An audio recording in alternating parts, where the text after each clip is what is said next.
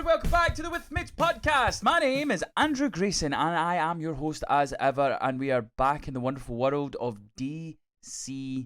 Yes, James Gunn has now got a new series out starring the one, the only, the GOAT, the greatest of all time. He's in his last run ever. It is the one, the only. You can't see him, it is John Cena, but one person you definitely can see is a person joining me to talk all things Peacemaker. He is the smackiest of smacks. I'm about to go one-on-one with the smacky one. It is Paul Smack. Paul Stirrett.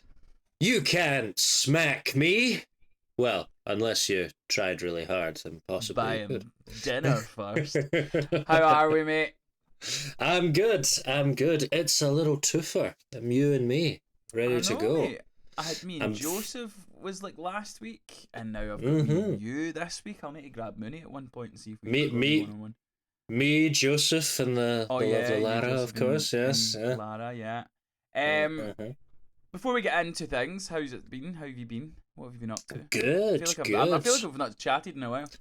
I know. It's just I've been in the middle of Fringe Edinburgh Festival madness, just for a whole run, so I've just been getting in, doing the show. The show went great, couldn't complain. It had a great turnout for the show, but it does get quite a tiring month. You just sort of come in at the end of the day, and I basically just started collapsing at the end of every night. So, well, I've got that to look forward to. Super fun. To look forward to in December. I start my Panto press stuff on Wednesday, which is nuts considering. Yeah, that's early. September, but looking forward to it. But yes, of course, enough about us. If you are here and you are new, welcome in one and all. Please go and hit that subscribe button. We are trying to build our lovely audience as much as we can, and as I always say, get involved in the conversation. If you are loving Peacemaker, if you're hating Peacemaker, or you've got an interest in the Fringe or Panto, whatever you want to talk about, get in the comment section, let us know your thoughts and feelings. But as I say, the most important thing is go hit that subscribe button. But the way the podcast is going to work, in this episode we are going to talk about episodes 1 and episodes 2 of season 2 of Peacemaker. We will start things off with a little non-spoiler review, just to give you our top thoughts on what we thought of it. Then we will give you a big old spoiler warning and get into the nitty-gritty details of each of the episodes. You have been warned. Not quite yet for the spoiler, but top thoughts. Paul, I feel it's apt. We are two wrestling fans, big old fans of WWE, and we are talking about John Cena's new series, Peacemaker.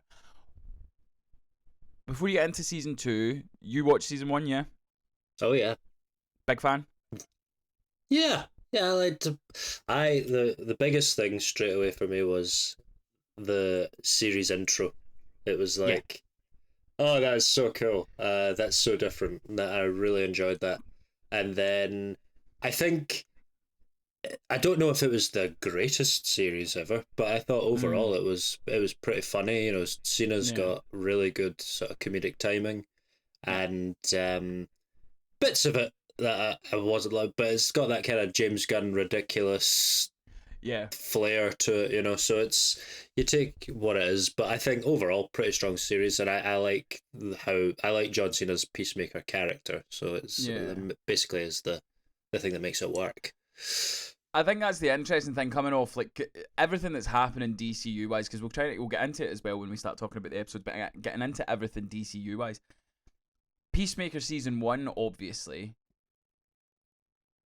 came out after the Suicide Squad, so we were still at this point where it was. I just watched that last night.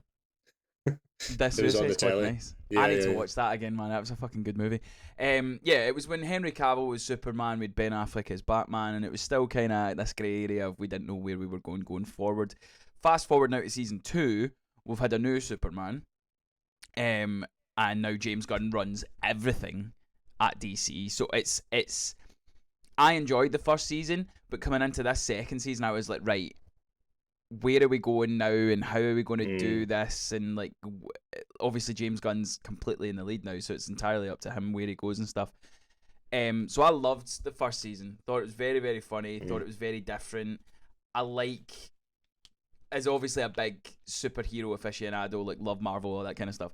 I like when we get something different. I like when we get like a rated R, like a Deadpool or like a Logan or something like that. So this obviously really leaned into like the violence and all that kind of stuff. So I was a big fan. Let's talk about season 2 though. First 2 episodes, what did you think? Have they started off strong? Have they started off weaker? Where are your thoughts? Non-spoiler.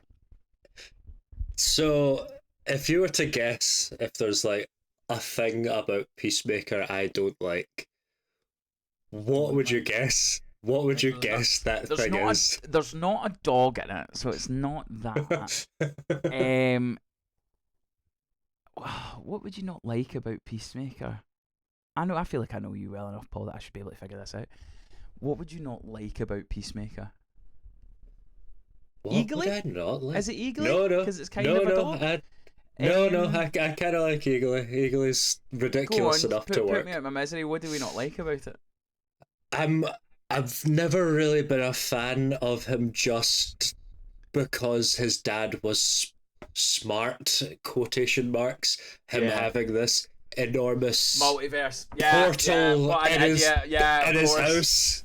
Yeah, fucking idiot. Of course that's what's not around him. We will get into that more serious, but like overall, like, did you enjoy the first 2 episodes? Yes. If everything hadn't been hinging on the fact that this a multiverse series, no, I think the performances and stuff are, still back where they should be, and Cena's just as good as ever, I think. So, so far I've been enjoying it. Although, should I mention that I am not as into the new intro? I agree. I actually agree, and I think I like it's still funny, and I still like the thought of John Cena doing this choreography, and then even like people that obviously aren't dancers that are joining in and all this kind of stuff. But I just don't think the song hits as hard as what the first song is. Like, it's still good and stuff, but I just think, I don't know. I just feel as if the first one was just so much better. So I'm with you on that one. I made the first one my ringtone. Like, I liked it so much, I liked it, and I don't know, I think it fit the vibe of the show. Yeah. Better. I'm sure this one's gonna focus more about him and hardcore, so like maybe it's got more of a romantic back, which you would think would tickle my cockles all the more. Well, but that's a question I've got for you a wee bit later on. Okay, so I don't know, but for me, in terms of like fitting the vibe of the show, I just felt like the new intro just wasn't as good as the original, which was like top notch. Fair. Well, again, me, I'm a big fan. As I say, I love anything different. I love when they kind of swing for the fences. The thing that's interesting to me though is we've just come off Superman with David Cornsweet, and like I feel as if in terms of the first 2 projects of the DCU could not be more polar opposite in terms of tone, in terms of like what audience this is aimed for. Like, this is rated R. This is violent. It's like gratuitous. Thank you very much. Gratuitously, sexually graphic. It's like so over the top, funny, like drugs, beer, like fucking. I funnily enough, I liked the first episode, but I loved the second episode. I thought the second episode was so funny. But if you look at like on IMDb, it's not rated as highly. The first episode's rated like I think it's like a 9, and then the second one's like rated a 7.9. Rotten Tomatoes, it's 99%. Everybody seems to be loving this show and stuff, but I think episode 2, I love Vigilante as a character. I think he's so funny. I think the actor does such a good job with him. And it's the most James Gunn episode so far that I can't get into details until we give the spoiler warning, but there's a moment, a big old section in that I was just like, this is peak James Gunn, and I'm here for it. But yeah, I think it's a strong start. I'm looking forward to the fact that I think it's eight episodes, and press and everybody else has only seen the first 5, and James Gunn is heavily hinting that the last 3 are like out of this world. Like there's so many big spoiler. Like there's rumors that Batman might turn up. There's rumor, like he's kind of said there are major characters in the last 3 episodes of Peacemaker. So he's definitely making these worlds kind of cross weave and stuff like that. But yeah, like I'm so in on this series. I'm. It doesn't surprise me that I'm in because, as I say, I've thoroughly enjoyed the first season. But everything that we've had so far, the multiverse stuff doesn't bother me as much. But I can understand why that would turn people off just because of where we are with the whole multiverse stuff. But I don't think they're using it in a way that it's not that it's not important, but it's not as if like everything. The plot, or like a big important part of this plot, is hinging on multiverse. No, I know, but what I'm saying is like, so like the whole point of like Marvel is just like everything has to do with the multiverse, and it's so pivotal and stuff. This still, to me, it just seems as if it's like to drive the fact of him seeing how his life could be, rather than it being a multiversal thing. It's more like it's just maybe a clever way of doing the whole fucking what's the Christmas movie called? Wonderful Life. Right. Yes. It's him seeing like, oh, he's got the girl and he's right, wait. I nearly fucked myself over there. Now is your spoiler warning. If you have not yet watched season 1 and season 2, episodes 1 and 2, now's the time to pause the podcast, head on over to HBO Max, Sky, Go, wherever you watch this show, and then come on back and listen to myself and Paul get into the nitty-gritty details. Right, so there's only one place to start. The retcon. In the previously on, we obviously got at the end of season 1, the Justice League turned up. Well, the shadows of the Justice League turned up, and then Jason Momoa and Ezra Miller were there too. Oh yes. And we got the funny line that, oh, go fuck a fish and all that kind of stuff. Very funny, really cool. But again, at the height of we don't know where the fuck we're going and what's happening and blah blah blah. Yeah. Completely retcon now. So we got David, instead of the Justice League, we got the Justice Gang. Was it the Justice Gang? No. The Justice Gang, yes. That amazing, awesome name, yes. Yeah. So we got a shadow of David Cornsweet, we got a shadow of Supergirl, shadow of Mr. Terrific, and we got, of course, Guy Gardner and Hawk Girl. Again, exact same scene, but they just changed. He's like, oh, I'm into puke. What is it? I'm a puke monster or whatever it was that he was into sexually. Oh, yeah. It worked for me. I thought it was fine. I was just like, cool. That's, again, I think James Gunn's just kind of being like, look, I'll let you know what's canon as and when it becomes prevalent. Instead of making season, because you could totally see a studio doing this. Instead of keeping John Cena as Peacemaker and doing another season 1 and just scrapping the previous season, they're changing the very end, like literally the last moments. Yeah. And, just adding this in instead. I am wondering, because this is a James Gunn series and James Gunn is the head honcho of DC now, I'm wondering if we are in fact going to see most, if not all, those characters, because David Cornsweet's still, I mean, like, Superman was his first big part. Yeah. So it's not, like, I don't think it would be too wild to maybe see him turn up. I think with these things, though, I think especially with James Gunn being so involved, it, like, not only as, like, the head of DC for Warner Brothers, the fact that he's directing a lot of stuff as well. So there's stuff that while he's probably been directing, well, I guarantee that shot was done while he was doing Superman, while he had Nathan Fillion and oh, I can always forget her name. I love her too. She's such a fantastic actor. What's her name that plays Hawk Girl? This is when Mooney's usually good. Yes. But yeah, you get my point though. The fact that James Gunn's so involved, you'll see them do these pickup shots and you'll see them do all these kind of Isabella Merced got the end eventually. We love IMDb. Yeah, the fact that they're involved, it wouldn't surprise me that you're going to get more David Cornsweet maybe at the end. I don't think they'll do the whole Batman thing at the end.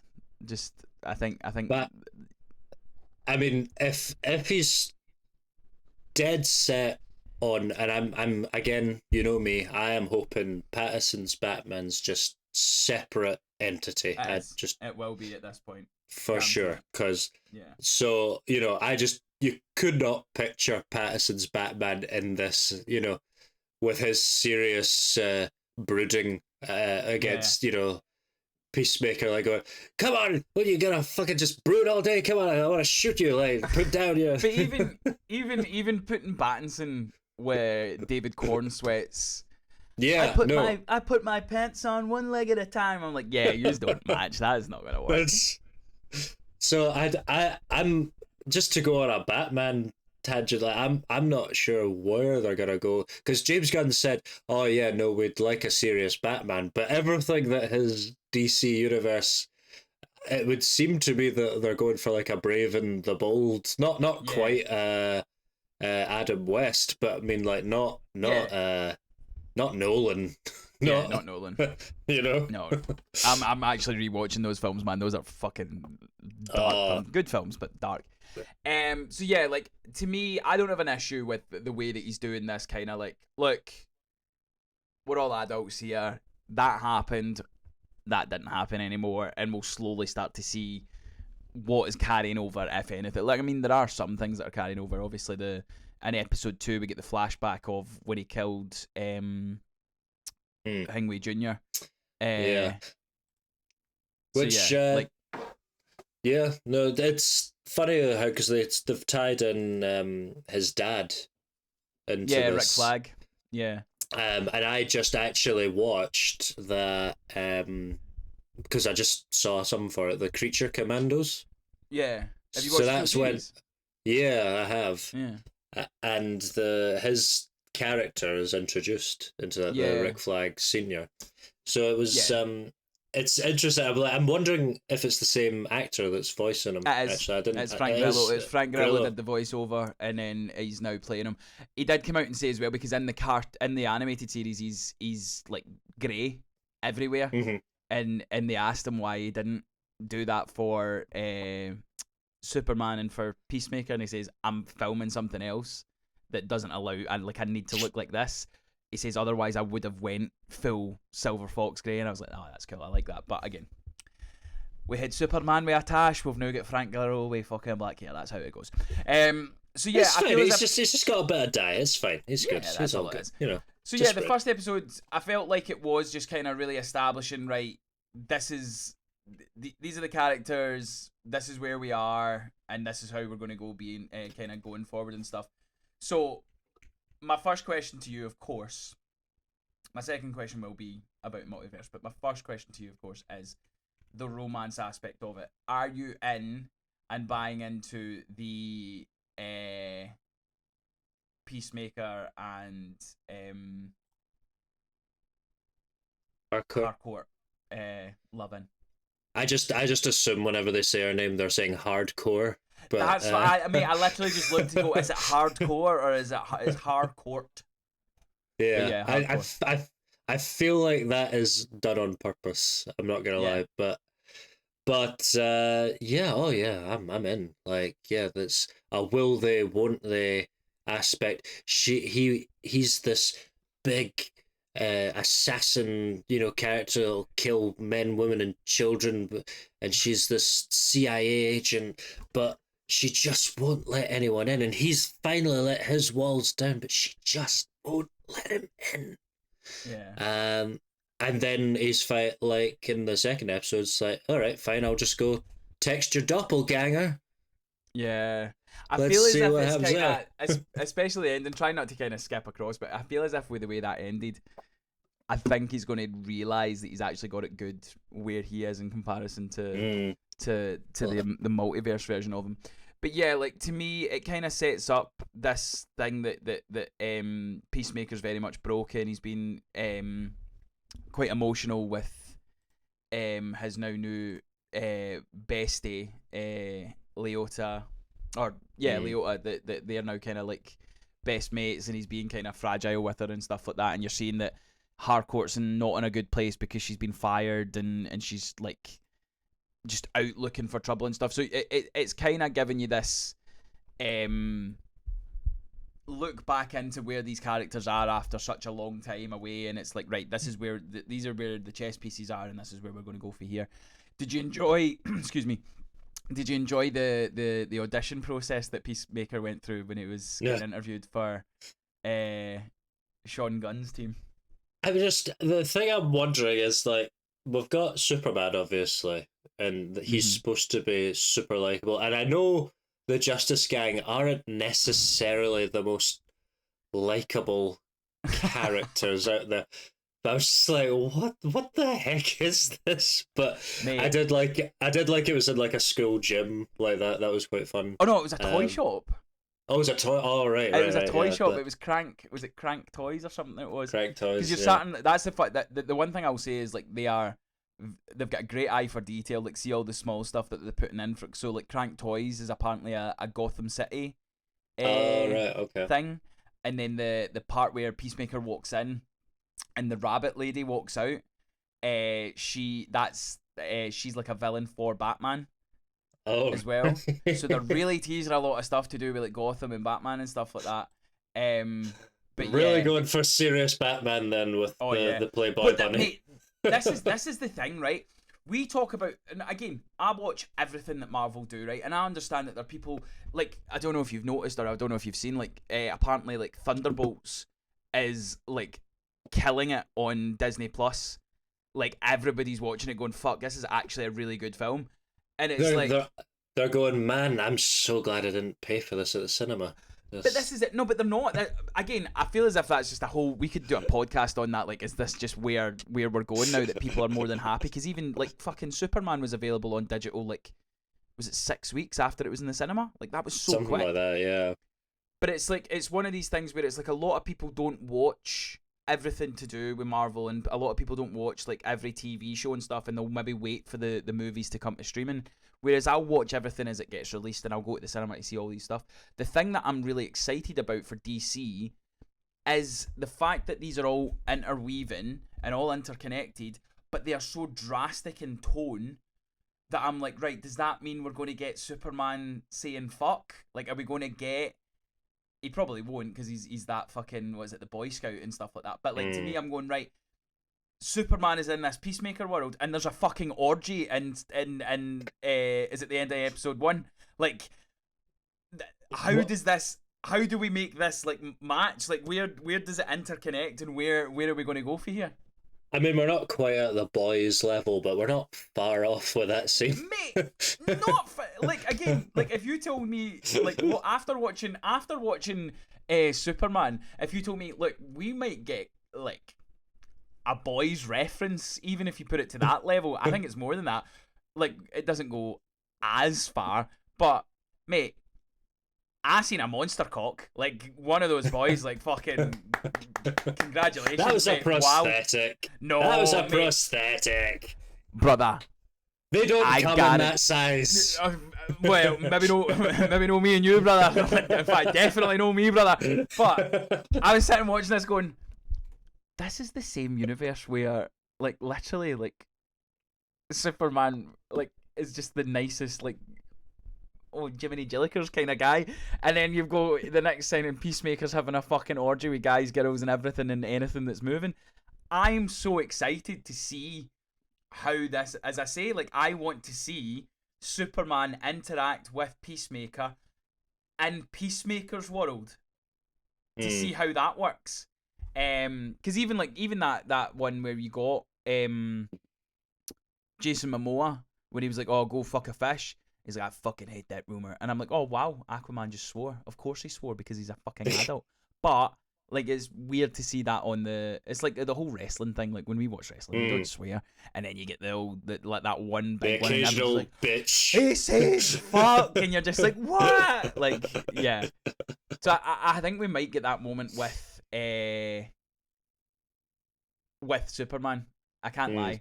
But yeah, I love that scene. I thought, again, James Gunn's comedy is right up my street. So that whole turning the speaker on and off and then being able to hear, like, just slating Peacemaker to his face.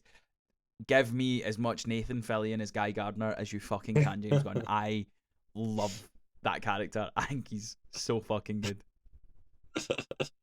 Yeah, no, he's definitely. I always like Nathan Fillion as an actor, so I'm glad he's found a place in the superhero pantheon. Yeah. Again, we've got James Gunn's brother. Is here as well. He's playing the same character as Pedro Pascal played in was it Wonder Woman? He was in or Wonder Woman Oh, 2, the second Wonder Woman. is that Shane James Gunn's brother? Yeah. Oh, right, I didn't know. Did you not know Oh, that? Sean Sean Gunn, Gunn. right? Yeah, Sean Oh Gunn. God, right. Yeah, that makes sense. Yeah, that adds Have up. you not noticed that he's in every fucking James Gunn project? I have not, but now I will not be able to Well, he's unsee it. craggling. He's craggling in the Guardians movies. Kraglin, yes, The guy with it. The yes. guy with it that takes over for. You seem lost. So These Yondu. are just Gesundheit. Remember the blue? Fucking. Remember the blue guy that had the whistle dart?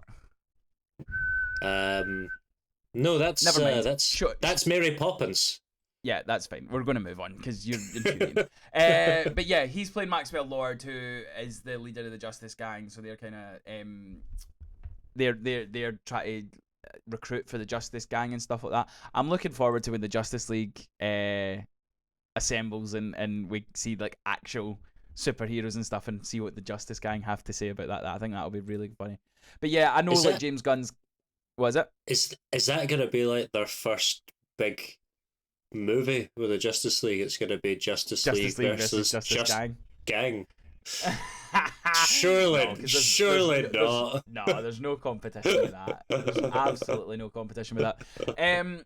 So yeah, while we've got like the romance stuff going on between Hardcore and Peacemaker, are you liking her cat? Like I think she was kind of the standout, especially the first episode. But of the first two episodes, Um, also so she just again keeping it in the family. She's James Gunn's wife. you're bloody kidding. I'm pretty certain she's James Gunn's wife. Oh right, yes, yeah, very much so then. Not to play favourites or anything, but no, I've always quite liked Hardcore. That's the character Hardcore. Yeah. But the scene with where she walked into a bar, I was like, I know she's a grizzled CIA agent, right? But you are a non-powered woman walking into this bar.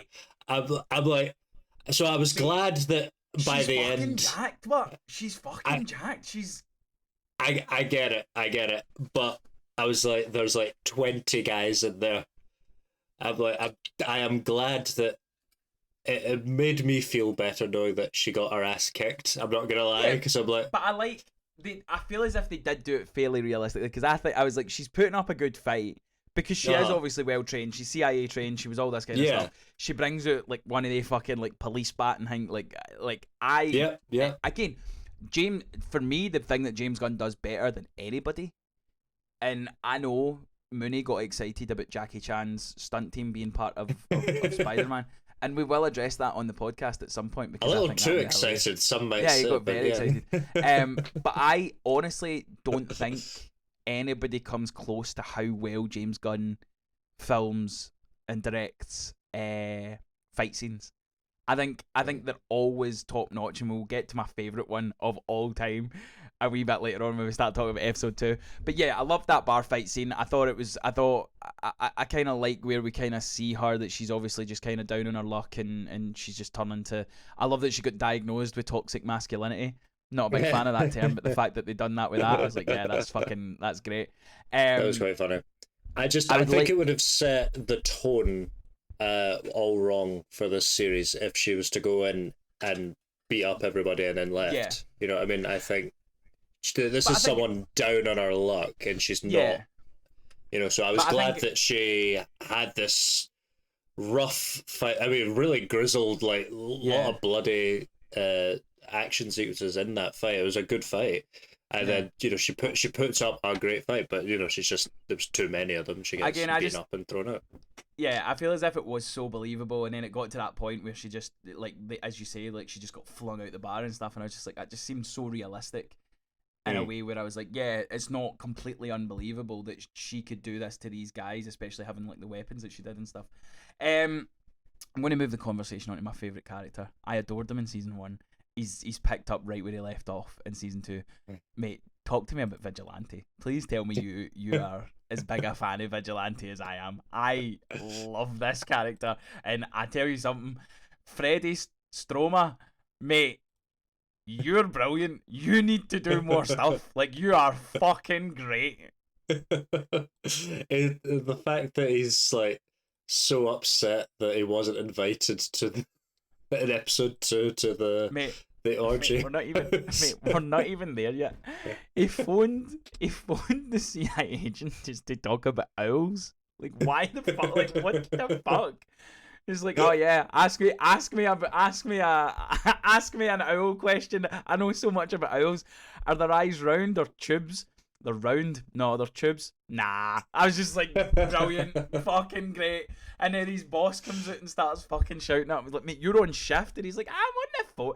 Mate, Vigilante is the fucking best character in this series. He's so good.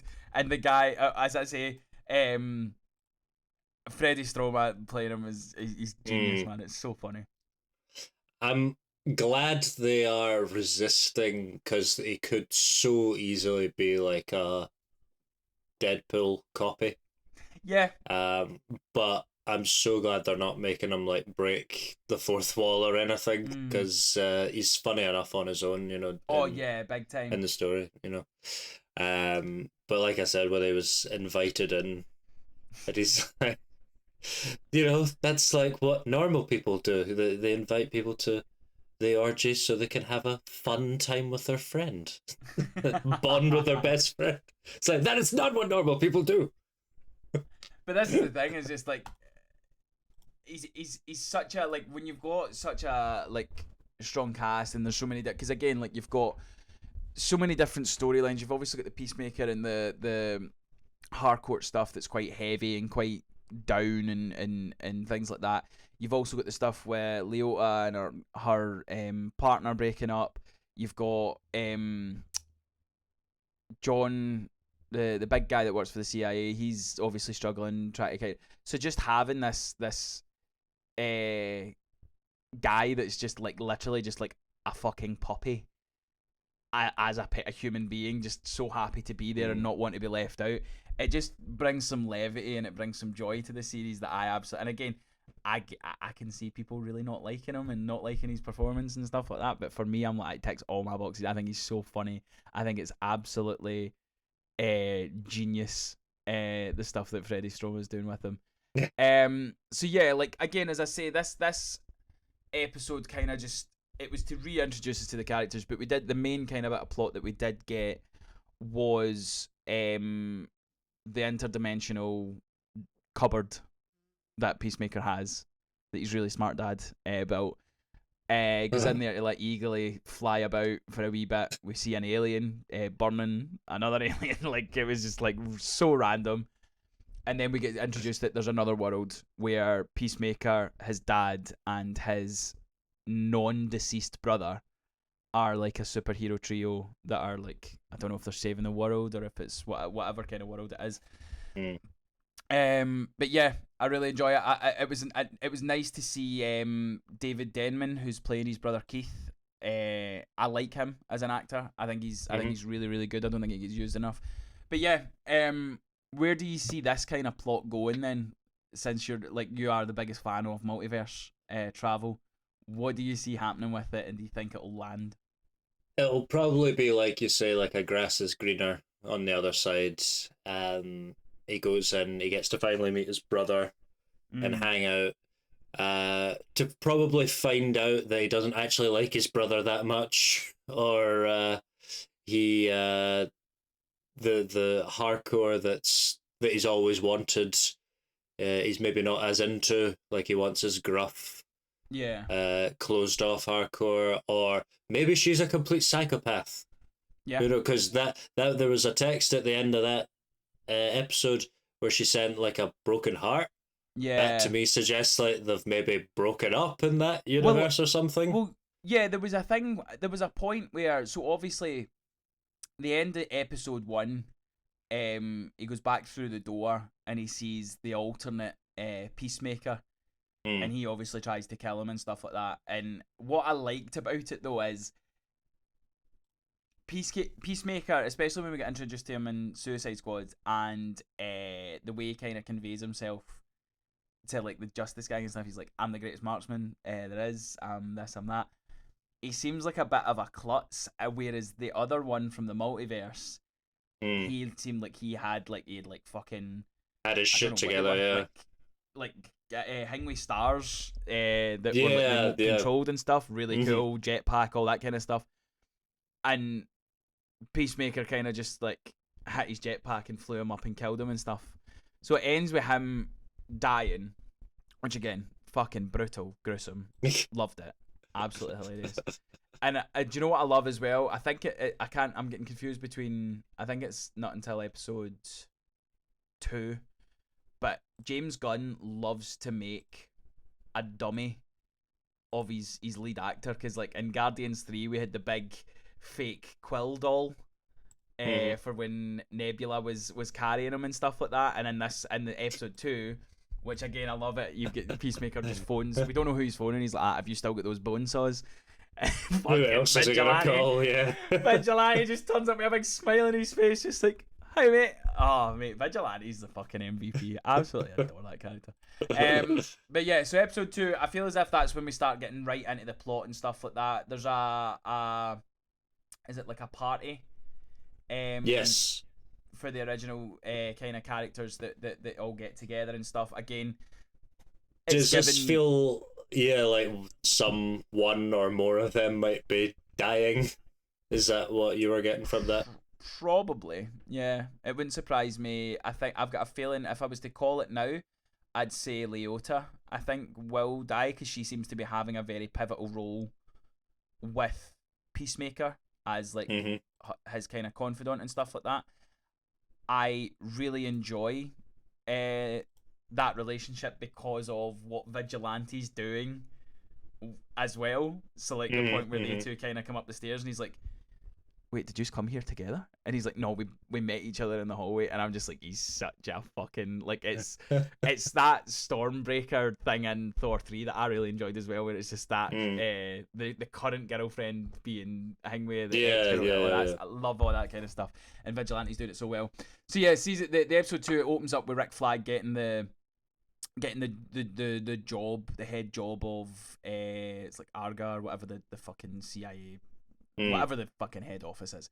He looks over the files, sees how his son, because it was something along the lines of the records were like closed off, you couldn't read anything to do with it, but now because he's the head he can. So he read it, and you can see the big guy John kind of making excuses for Peacemaker. This was something I was a bit like, so Amanda Waller, who's got all this pull, has put, maybe she feels bad for her. Like, I think they interact in Creature Commandos, I forget. Yeah. But she puts this guy who she knows that this Peacemaker guy's murdered his son. No, because Amanda Waller, she got sacked. Because at the end of season 1, what's her name? Leota's her daughter, Amanda Waller's daughter. And she kind of says, oh, Amanda Waller's been doing all this snidey stuff. So she then gets sacked. So he's now took over from her. So I don't think it was her that gave him the job. Because, well, there's the hardcore part, though, is like she's managed to blackball her. Like, she's like made her name like mud. Yeah, I think Amanda Waller is that kind of character that is all powerful in that sense. Like, she's got so many like secrets on people that she can kind of blackmail her way out of these kind of situations. It wouldn't have surprised me if we get Amanda Waller by the end of this as well, because she's really good as that character and stuff. But yeah, kind of pivotal to these kinds of stuff, because like we can say what we will about it being a Peacemaker series, but it really is a Suicide Squad spin-off, you know. Well, yeah, and she is obviously she's canon as well because she was in Peacemaker season 1, Mm-hmm. and there was a copy of her in what's it called, Creature Commandos and stuff like that. Mm-hmm. So Mm-hmm. yeah, So hopefully, yeah, but yeah, so we see John Cena obviously killed his or John Cena Peacemaker kills the variant of himself and him and Vigilante I, cut I him up think into wee bits. maybe a missed opportunity to John Cena attitude adjust himself. Yeah. That would have been Love it. nice actually, I or like an that he's not leaning STF. into the whole wrestling thing because I always found that hilarious. Remember when The Rock first started doing like his movies and stuff like that, Mm. and there would always be like a fight scene and like, just rock bottom something. And you're just like, what the fuck, mate? Like, what are we doing? I mean, I A loved it people's as a kid. elbow. Yeah. Oh, yeah. Exactly. But yeah, we see while that kind of stuff's going on, we get introduced to another absolute highlight of a character, Tim Meadows playing Langston Fleury, who comes in to kind of.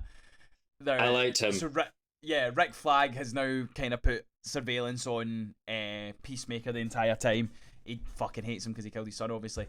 But mate, I don't know about you, right? See the scene where they're about to go in and look through Peacemaker's house, and that Langston's giving them all nicknames, right? See when he went, all right, titties. I was just like, mate, what the fuck? It was so funny, man. And then the guy's just like, oh, you can't say that. I was like, fuck up, mate. That's hilarious. And then he ended up getting like worse nicknames. What was he called again? Your name's. It ended up being Cupid all, but there was one before the that middle as one well. was fucking funny, where it was something about like along the lines of calling him a virgin or whatever it was. But yeah, Yeah. that character, absolutely, I've loved him since I think the first thing I ever seen him in was it Mean Girls? He's the principal in Mean Girls. Yeah.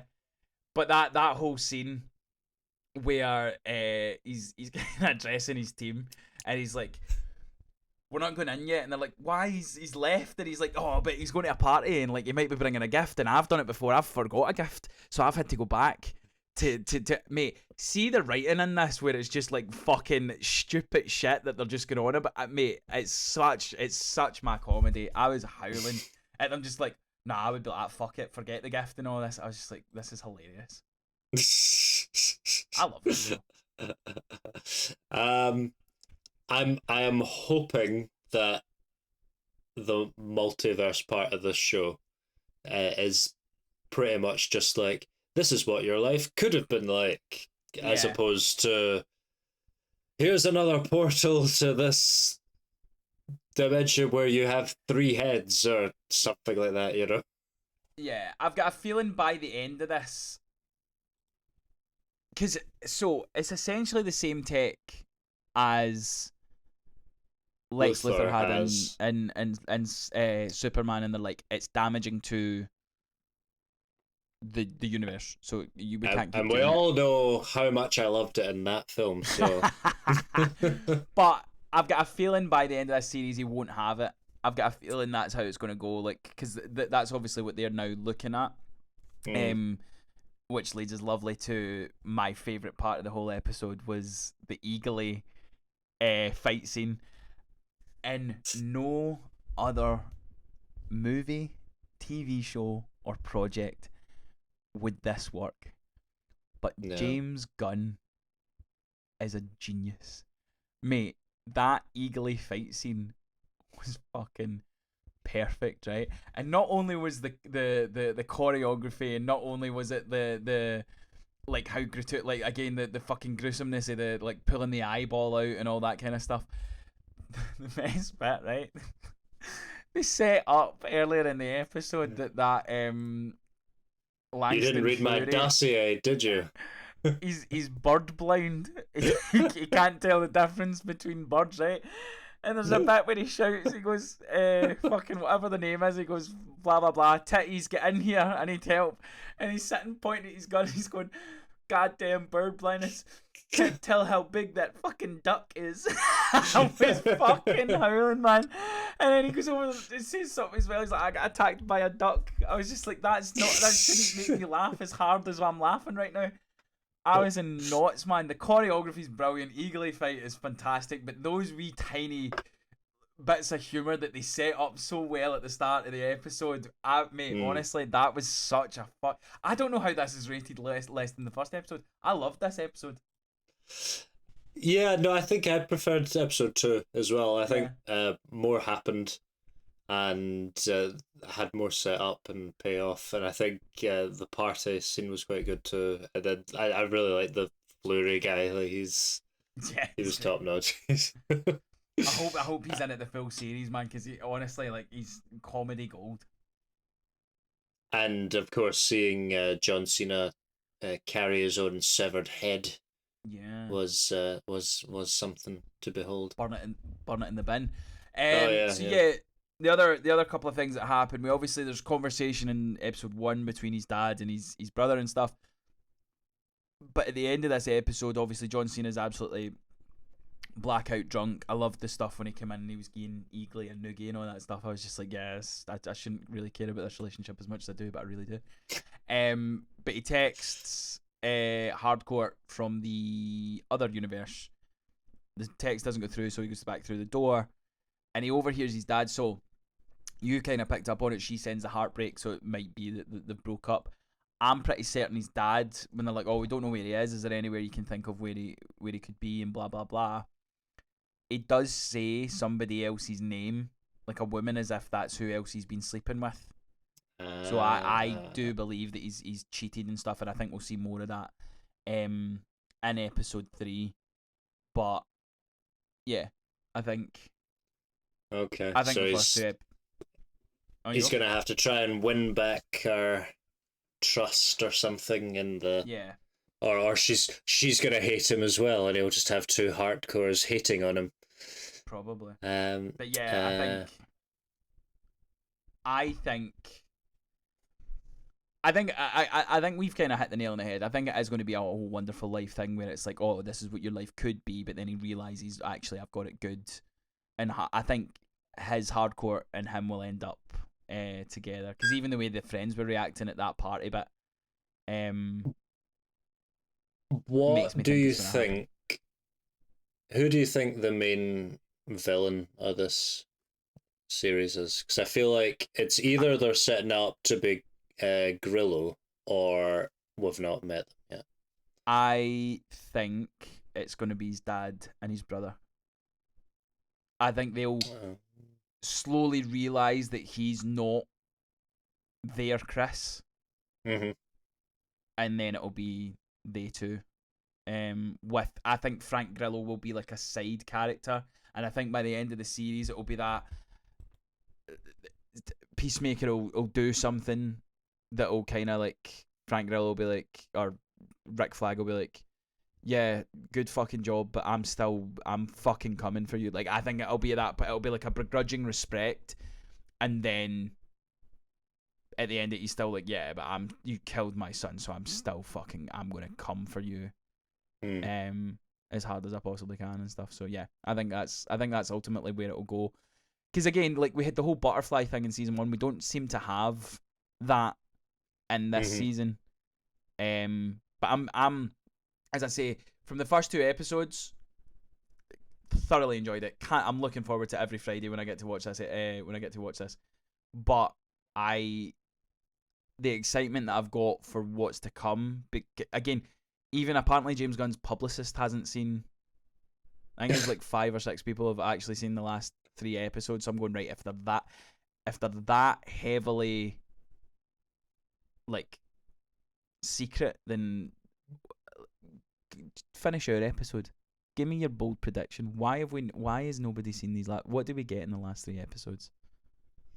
If you're going to this length to keep it that covert, I think that means there's, because Peacemaker is like, again, like as I've said, like a spin-off essentially to Suicide Squad. I think that means, because there's not like a lot I feel like plot wise, it's going to Mm. affect the movie. We're basically one movie in to the Yeah. DC universe, so I feel like there's not a lot you're going to do plot wise that's going to further that or change Mm-hmm. that drastically. So I think it must be like a star appearance. So So, I'm gonna say Superman. you think it'll be Superman? I don't I think think that's a bad one. I don't think we get Batman. I don't think that's no. when and how you do the announcement for Batman. What my prediction is, I think we either get, and I think there's a good chance we might get both of these. I think you might get someone from the Suicide Squad, Oh whether yeah, that that'd be good. be Idris Elba or Bloodsport, you Harley. confirm Harley, you confirm that Margot Robbie's going to be Harley going forward. You get either you get that, or we get a Green Lantern appearance from the new show that's coming on HBO. That would make So sense actually.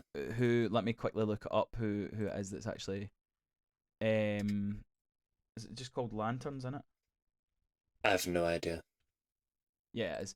So I think you might I've get I've never liked Green Lantern as a character, so or as a yeah. hero, or as anything. So I have no idea.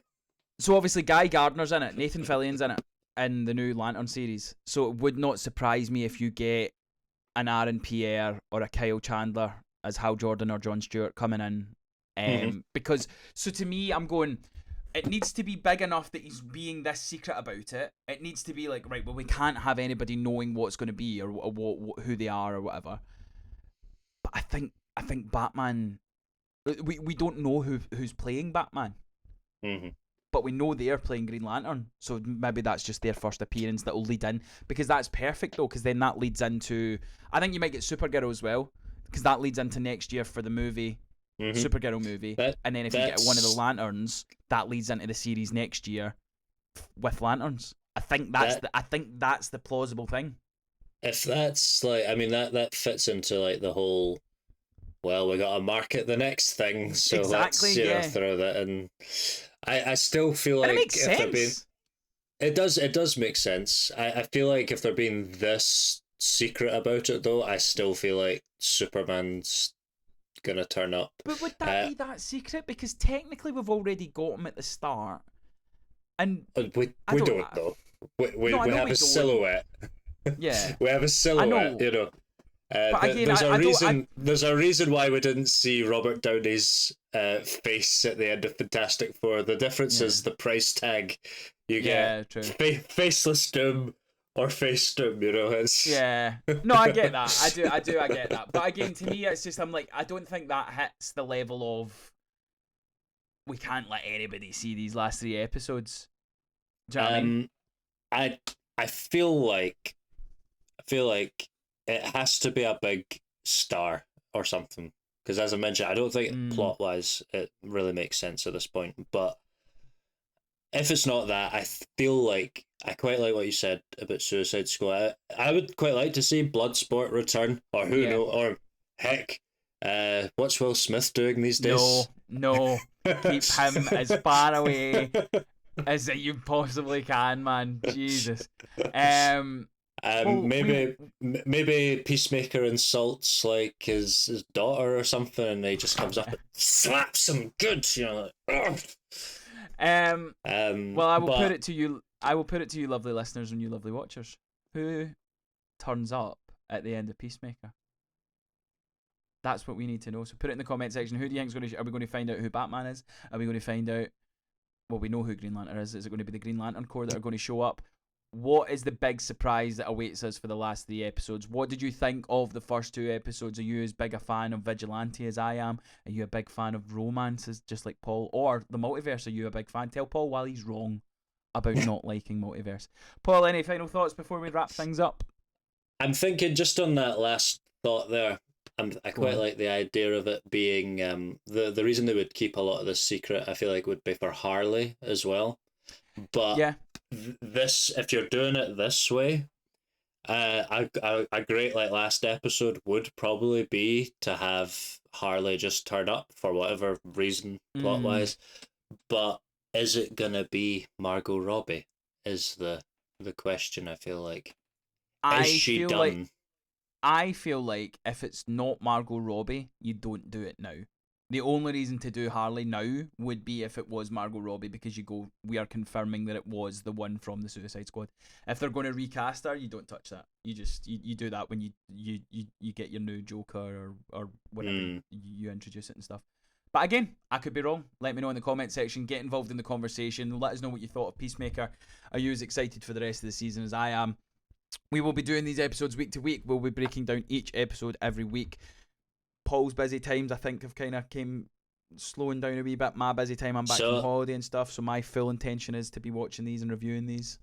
I should be back full time, baby. So love it. So you will definitely have me and Paul every week.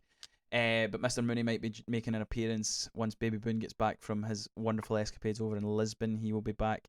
We might even have Lara on. I don't know if she's even bothered about watching Peacemaker. But yeah, we will get as many people involved in this conversation because the show is fantastic and I just enjoy talking about it.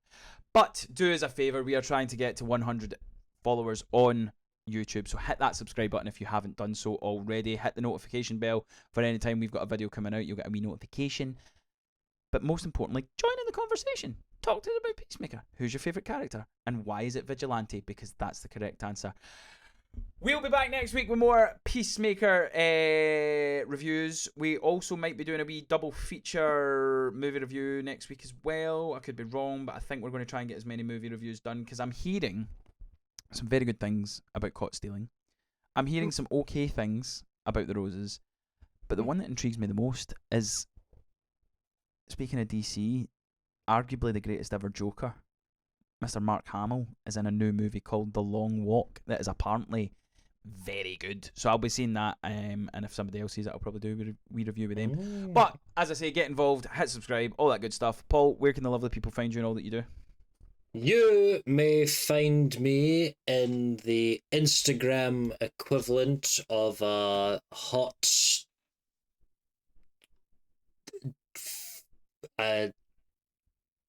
narcotics-filled orgy. That is my Instagram. I was trying, just flashes of the episode were flung in my face there. I went with orgy, so there we go. Think about that story. Think about that big schlong, mate, just like me. It's 28 years all over again. I am at Andalph Gray on all social media platforms, but as I say every week, don't follow me. I don't want it. Go away. Go follow the podcast at WithMatesPod on all social media platforms and hit that subscribe button. We'll see you next time. Thank you so much for watching and listening. We'll talk to you then. Latest on the Menji. I cherish peacemaking with all my heart, no matter how many children, TV shows, and films I have to watch to achieve peacemaking status. I don't know what the fuck that one was. God. Let's see if that makes the edit. Cut it.